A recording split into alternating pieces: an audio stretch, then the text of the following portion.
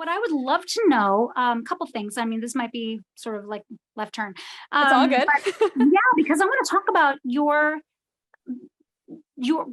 started out, you went into a studio, you just created a couple of studio albums. That's where you started, right? So, and you took a lesson with me, I remember too. Yes, I did a long time ago. Know each other. Yes. Yeah, my mom and your mom know each other really well too. Yep, I remember the coffee straw. Oh yeah. Which I still use, by the way. I love that. So when you are out getting, like you're working, you're singing at all these places, right? So how did you start? Well, first off, I will say the fact that you're getting a marketing degree is going to help, obviously, immensely, right? Yeah. But you're already a marketer if you're out there getting gigs. So tell me a little bit about what's your process in getting a gig? Absolutely. Yeah. So when I had that aha moment of, okay, I need to be making money, I need to be doing this, I started looking out online for Tampa booking agencies because I was like, okay, well, the Hard Rock has to call somebody, right? They're not calling these artists, they're busy. So I started there kind of looking at these venues, seeing if you have any booking inquiries, reach out to this person and that person. So I actually started applying to different agencies locally. One being Dennis Bailey Management here in Tampa. I was accepted through him, however you want to call that. We were contracted. I was contracted through him, and the Hard Rock actually started booking me. So I did this acoustic festival with the Hard Rock. You didn't have to have an agency to get in to play it. And that was also a big push in my being able to be played there. When it came to the Straw Center as well, that was also through my booking agent, and along the way as well through self-promotion through social media. Thank you so much to DBM management and tagging the venue and tagging everybody. And then you're getting put on different pages, you're getting posted about it, marketing, self-branding. And putting yourself out there. A lot of independent booking agents started reaching out to me. So then I would have Chris from, XYZ company reaching out, and this person reaching out. Hey, I've got a random show. Can you come out this night? Sure. Do you need me to book it through my agency, or do you want me to self-book it? And also just kind of navigating the independent booking side as well. So it's definitely, once you kind of get the ball rolling and you allow yourself to accept the work and then also putting it out there, it will continue to trickle in. So at least that was my experience.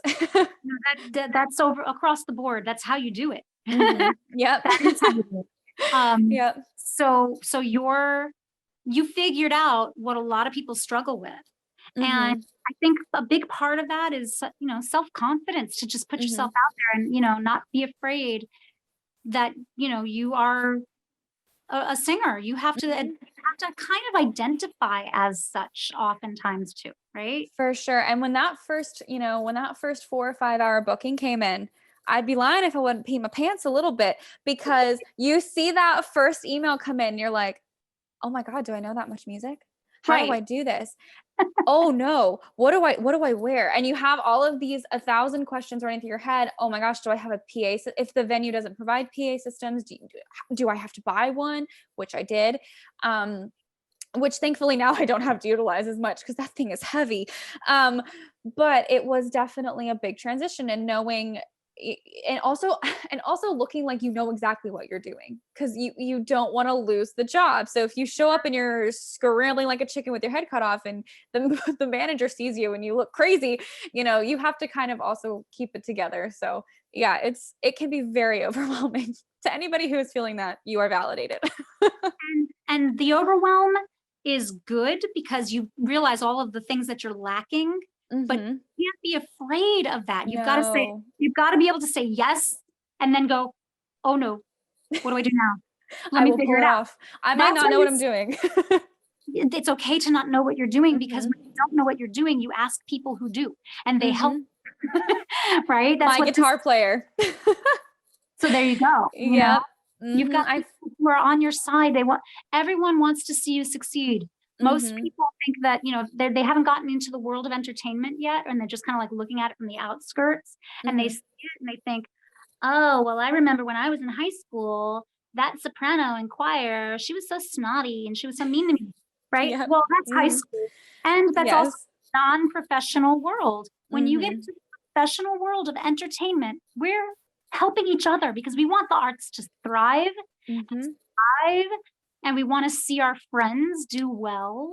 Oh, for sure. And Absolutely. yeah, so Mhm. the fact that that's why I'm doing these interviews, because I want people to see that this is exactly what we all need to hear. The young Mhm. singers need to hear, and not only that, but like those of us who are already making it, Mhm.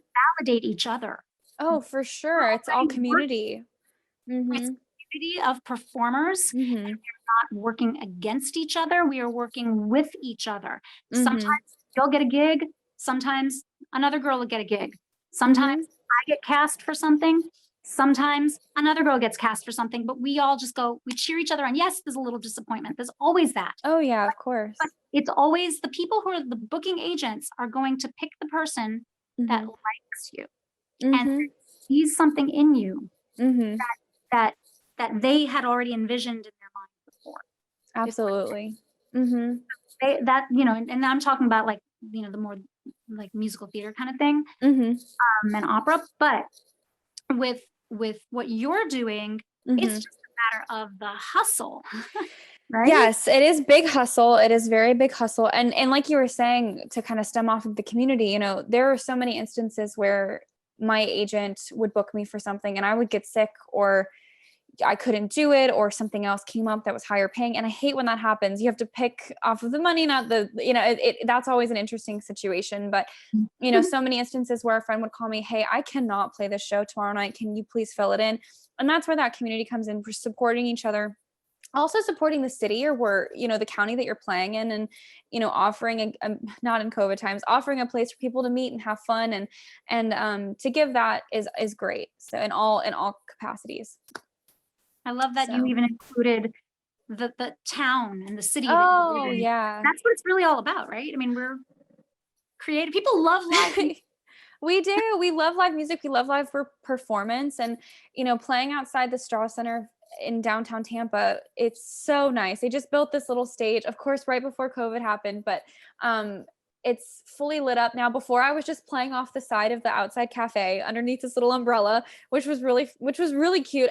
I was fine with it regardless, because I was like, I love kind of being the fly on the wall and being able to watch people just have conversation and walk by or stop and chat, and it's always just fun. But now with this stage, it's so awesome to chat with people who are going to see live theater, right? Like when Hamilton was playing, they had me playing outside and meeting people who just genuinely appreciate the arts, right?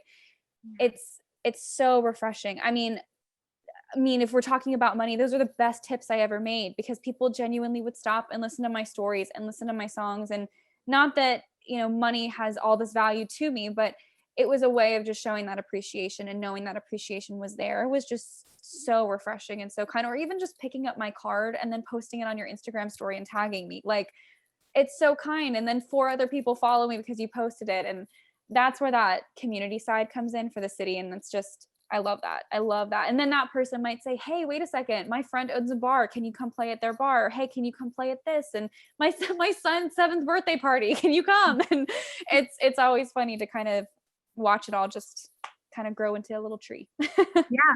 And it really does start like from that first gig, when you said earlier Mm-hmm. about how when you booked that first gig, oh my gosh, what do I need? I need to get a PA. I need to get a blah, blah, blah, blah, blah, Mm-hmm. blah. All of the list of things that you need to have Mm-hmm. set up. Oh, and I have to know 3 hours worth of music Or or an hour and a however, half and make it stretch whatever to it 3. is. Right. Right. And knowing, okay, well, what's the foot traffic like? How can I circle this set so that no 2 people hear it? And like, you kind of you get a little crafty with it. That's exactly right. And if it's a restaurant or something like that, you cycle through a few songs, and Mm-hmm. especially the Oh pop, yeah. and nobody cares. Nobody wants to, they're not going to, call you out on it. No, no, no, no. I've never had that happen. If anyone's ever worried about that, I've been doing this now for officially 7 years and gigging for 5.5, almost 6. That has never happened ever. If anything, they'll be like, I like that one, play it again. Like 3 beers in, I'm like, okay, sure. Love that. Yeah. Love that. What a great piece of like advice and encouragement for some singers who may think that, oh, I don't have enough repertoire. You probably do. Yes, you probably do. You just don't realize you do. It is a funny, I think that was probably one of my biggest fears. It's like, oh, it was overwhelming. Like, how do you fill this time? And how am I interesting enough for 5 hours? I don't want to be with myself for 5 hours. Like, and trying to kind of find ways to, and then also, appearance, right? Like clothing and budgeting for an outfit for different types of venues. What I might wear to a bar might not be what I wear outside the Straw Center, and it can be, it's a really fun process. And I think allowing yourself to have fun with it and not feel so overwhelmed Mhm. is the best. Just have fun. And Wear the yeah, heels or really, don't. right? I was such Yeah. a little hippie I told you I was like a vegetarian and I was chubby and when I realized I wanted to be a singer, I'm like, oh, I have to lose all this weight. Oh, I gotta eat right. But I did it, Mhm. like I said, I did it healthily and Right. talk a little bit about nutrition. We won't get into that Mhm. again. That a little later as a Oh, yeah. but when it comes to nutrition and singing, it's so important to be healthy. And, sometimes it does start with I have to look a certain way on stage, and I'm Mhm. not saying lose like 100 pounds, like, Mhm. you were saying you were, you had lost so much weight. Mhm. It's not about that. It's about Mhm. being healthy and feeling good and shining, Yes, shining. absolutely. Absolutely. I think that a lot of people, even who maybe aren't in entertainment, but who are integrated within social media, there are so many different body standards that we're like just supposed to have or just know. And I think from male and female, obviously I'm giving the female perspective, but it's from both. And I've also moved into the modeling and acting world. I'm with modeling and acting agencies now, which is really, really exciting. And that comes with a whole other slew of insecurities and struggles and everything else. But Mhm. not so much different than within music as well.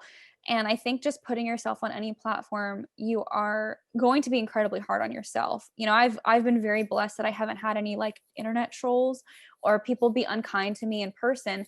I'm my own worst enemy. There's nobody else has to do it. I got that covered. But I think for me, at such an impressionable age and being so young and trying to be this influencer online as well as entertainer, it was very overwhelming, and I definitely grew away from the health side, and it just was too much. And so now, being on the other side of that and realizing how much of your nutrition and how much of your physical health impact your vocal health and your stage health, we'll call it stage health, at least that's what I'll call it. It makes such a big difference. Yeah. Yeah, Mhm. and, of course, I can get into all of the I'll probably do a module or some kind of, Mhm. masterclass on nutrition for singers, Mhm. because I know a lot about it personally, but also I know a lot of people who are speech language pathologists that can they can really speak to this in a Mhm. very professional, scientific way. Mhm. But, there's so much information out there, and it Yeah. really is important to eliminate certain things that are dehydrating, Oh, yeah. and understanding, like, if you go out and have a glass of wine, how that's going to change the sound and the feeling in your voice. Absolutely. So you got to give it a couple of days for it to get out of your system, right? And I'm Mhm. not saying to stay away from it. I'm saying just No. know when you're supposed to have it. Mhm. If you want to eat bread, know what that effect is going to have on your body. Like I Mhm. have a terrible adverse reaction to gluten, and I'm saying Yep, same. I'm not the whole gluten-free trend, it's not about that for me and my family. My family has celiac disease in the family, and Same. I think I'm on trend for having it. Yes, it's So, awful. It's do not you? fun. No, no. It's So, not fun. mm, no, and so, there's certain things you just have to know your limits. You've gotta know your Mhm. limits and understand what your body is doing, Mhm. because your voice you can replace arms, you It can literally. replace you can do prosthetic notes for ears and things like that, but you can't Mhm. they do have prosthetic voices, but once this is a prosthetic, it's Not not the gonna be your same. voice, and you cannot sing anymore. Yeah, The prosthetic voice cannot be you can't be a singer after that. right. It's So so this is it. scary. This is all you got for Yep. the Mhm. It is. It can be overwhelming. I actually go to an ENT every year, Yep. and I have a little camera go down my nose and he looks at my vocal cords and Who's your no ENT, if I may ask? um oh my gosh, it's gonna escape me. He's wonderful. He's in Wesley Chapel. There's a singer Um, specialist named Dr. Daniel Vincent, and I might have to cut that out. I don't know, oh but no, that's okay. he's a singer Yeah, specialist in Tampa. I would love to get his info. I've been seeing his name is Brett Scotch. I don't know that name. Yeah. Yeah, but I will take his contact information Okay, because I'll I've get it just for been you. going to like a regular ENT. But because my gigs would be so long, 5-hour shows, some of them are in smoky venues. Those are Mhm. never fun in terms of just being able to, you're around smoke. But some of them aren't, but it depends. And you'll definitely feel a difference if it's a smoky venue or not, and if it's a 2-hour gig or a 5-hour gig. I definitely will have a little rasp going on the next day, and it's hard. That's where we have to link for that, because those kinds of shows, you definitely are going to feel the effects of it the next day, if Absolutely. not by the second set. And vocal rest is so, so important, especially the day after a gig like that. Mm-hmm. And Try not to sleep. book too, and sleep. Sleep is the number one Sleep. thing. That took me like 2 decades to figure out.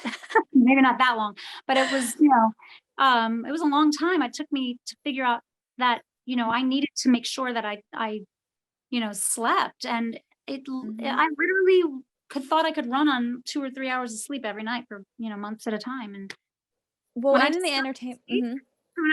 sleep, it was like, how come I never did this before? I know, like, oh my gosh, a sleep schedule. Who would have thought? Because you're really at rest. Like when you are asleep, you are truly at rest, and it's completely regenerating, and everything's going to be. A friend of mine, she'll play she'll play from 10 p.m. to 1 a.m. I mean, she does the middle of the night shows, and frequently, and she's definitely had her bout with vocal nodules, and it's definitely hard. And that, I think, again, going back to nutrition and going back to lifestyle and sleeping, and it is so imperative for vocal health, which you wouldn't think. I mean, for your general health as well, but if we're being so specific, your vocal health. Right. And we are being specific because of that. But yes, Mhm. overall general health is what we want. Mhm. Ultimately, that's why we, want to take care of. But I think for singers, we do things with the intention of being, looking a certain way, or, having our voice optimized through vocal health and wellness and Mhm. nutrition and exercise. So Mhm. yes, we definitely think of it in terms of our voice, but Mhm. in the long run, for the Mhm. long haul, it Mhm. really is about your overall mental health, physical health, spiritual health. Mhm. And so that's that. Being a singer, you don't realize when you're very young how Mhm. integrative all of that is, and Oh why yeah. singers become so um spiritual. We really, Mhm. you become so because of the vibration that Mhm. we're literally vibrating our Absolutely. bodies, Mhm. and how that can affect us in a positive way. Usually not, Mhm. the only way that it could be a negative way is if your music is too loud around you, Yeah. Mm, right? of Which is course. why in-ear monitors are so important to have. Oh yeah. I Um, haven't had to utilize them during my shows yet. I do have them, but the shows that I've done, I haven't had to be able to do them. But I absolutely agree that it does open yourself up spiritually. And I was raised Catholic. I still align with the Catholic faith at 24. Thanks, Mom. And, but I definitely would agree that my most at peace is either singing or in nature. That's just when I'm at my happiest, and it's like I can feel my angels. That's what I always joke and I always say, because it is like such a spiritual, even going to a concert, right? And even just watching music, not even being the performer, you can definitely just feel that energy. And I think we're all missing that right now in COVID, but it's oh my gosh. definitely yeah, absolutely. And it is one of those things, though, that even people who maybe don't have as much exposure to spirituality, when you're at a concert, when you're at a show, and you feel the energy, and you can literally, it's like it's tangible within your body. It is truly awakening in a way. So I definitely agree with that. Just a little side note, that's one of the reasons why, even though I'm a soloist, I love large scale choral works. Oh. I sing in the Master Chorale of Tampa Bay, Mhm. and and I've done other stuff too, but I Mhm. it's sort of my little safe haven, and I call it Mhm. pro bono work because I don't get paid to do it. But, Yeah. and I am a soloist with them often, but I love being in the choir, and not as a soloist necessarily, because you do feel this Mhm. vibration, obviously, when you're singing, but then bring 150 people around you Mhm. singing. You're literally in this crowd of singers, Mhm. overtones, Mhm. the the sensation of being in harmony with the basses and the tenors and the Mhm. altos, and having the conductor in front of you cutting you Mhm. off all at the same time, Mhm. and maybe bringing you in and making it louder, Mhm. Mhm. making it softer. Those Mhm. vibrations that you feel in Mhm. that kind of a setting, it's Mhm. like I've never felt in my life. Mhm. And Absolutely. so I have to like put it out there that Mhm. if you want to sing, Mhm.